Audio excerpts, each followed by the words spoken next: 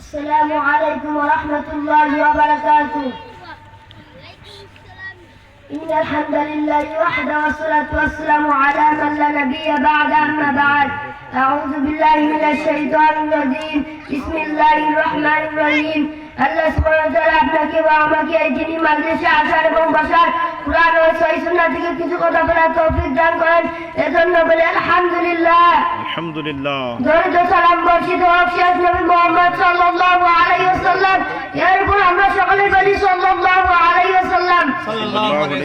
উপস্থিত বৈঠকে আজকের আলোচনা হলো শিরক। ইনশাআল্লাহ কুরআন ও সহিহ হাদিস থেকে সংক্ষিপ্ত সময় কিছু কথা বলার চেষ্টা করব। আল্লাহ সুবহানাহু ওয়া তাআলা শিরক সম্পর্কে কুরআনে অগণিত জায়গা থেকে সাবধান থাকতে বলেছেন। যারা আল্লাহর সঙ্গে শিরক করে তাদের থাকার জায়গা হলো জাহান্নামে।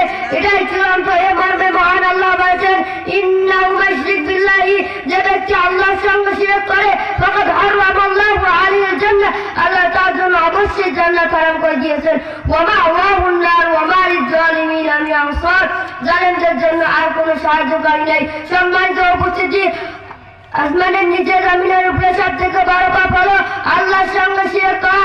এ মর্মে আল্লাহ নবী মুহাম্মদ সাল্লাল্লাহু আলাইহি ওয়াসাল্লামকে প্রশ্ন করা হলো, হে আল্লাহর নবী মুহাম্মদ সাল্লাল্লাহু আলাইহি ওয়াসাল্লাম, সব থেকে বড় পাপ হলো কোনটি?